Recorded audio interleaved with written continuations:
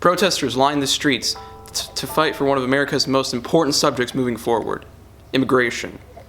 America was a nation founded on immigrants and refugees. So why are we so unwilling to take them now? To just get a little bit of the flavor of what the women who are in the jail where I visit suffer. They have been in there, one of them for over 2 years now, and some just for several months. You know, when I started visiting in the jail, I would think, when you're in a situation that you absolutely hate, you know, and you cannot wait for it to go over. Like I look at these women in the detention center, and they get put into a cell with somebody that they don't know, maybe somebody that is hard to deal with, or you know, somebody that's really hard to be in the same cell with, and that kind of stuff, and they don't know when this is going to be over. So have you heard of the recent travel ban on 7 Muslim-majority Middle Eastern countries like Iran, Iraq, Syria, and Yemen, just to name a few? So what was your reaction to this? Well, I really thought that it was really unfair because, you know, they were documented, they had everything in order, in place, and I think it was just, you know, something that the president, you know, took a decision really, you know, I guess in a desperate way that he didn't foresee the effect that it would cause on many, many people. How do you feel about Donald Trump's plan to be more closed off with our borders, like the wall he wants to build between us and Mexico? I think it's not going to help anything, and it could be a huge waste of money. I think it's important, like safety is important, and so I understand that. But I just think there's a lot of different ways we could spend so much money versus building a wall. I mean, yeah, I think it's a mistake. Most of the people that are here undocumented came by an airplane, and walls don't really do much to stop those. Plus, $25 billion maybe could go somewhere else and help. So in brief, how do you think we should handle immigration in our country, no matter where the immigrants are from? Where they're from. Okay, so it's complicated.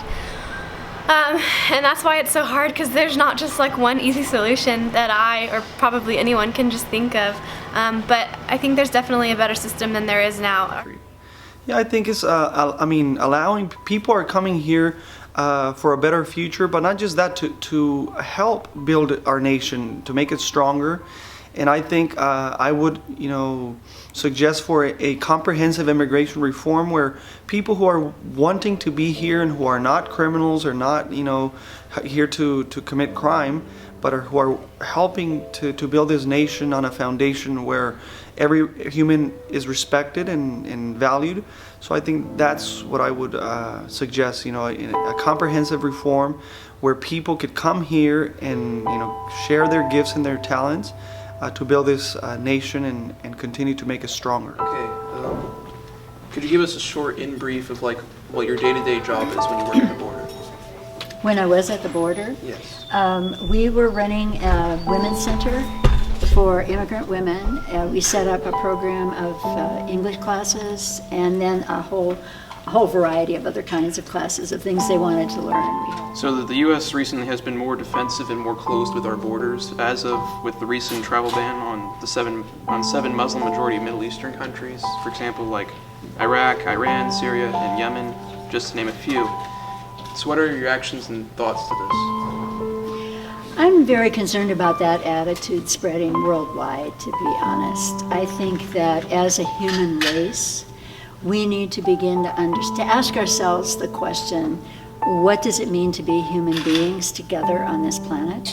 And to take really seriously the need for learning how to take care of one another, and the need to choose loving over hating, and helping in one another and sharing over success, money, you know, my well-being kind of thing. I think those latest, the ban and some of the latest pronouncements about closing people out is the wrong way to go. I think it's a wonderful time to be alive, because we're beginning to realize that we're not separate. Okay, we're not acting like we're not at this point, but hopefully we're going to begin moving in that direction. So I'm going to ask somebody to please read the words of Maria. I have been in jail almost 2 years. One of my sons in Honduras disappeared over 3 years ago, and we don't know what happened to him. My nieces are raped and terrorized. I am depressed. I will come back if I'm deported, because what is life without my children and grandchildren? I have a son in the U.S. military.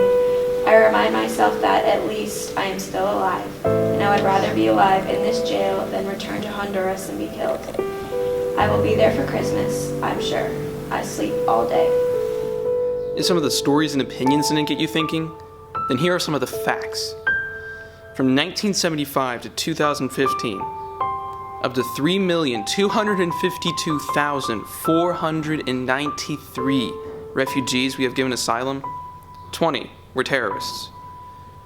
If you were to put that into percentages, that means out of those over 3 million, 0.00062% were terrorists.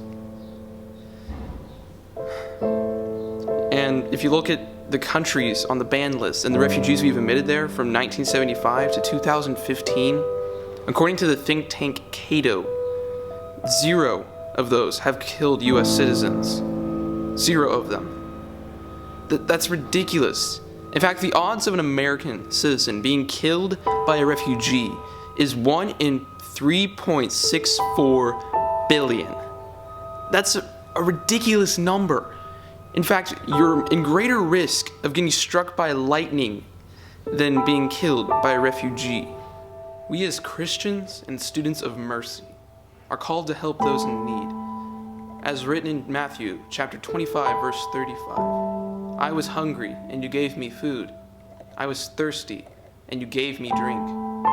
I was a stranger and you welcomed me into your home.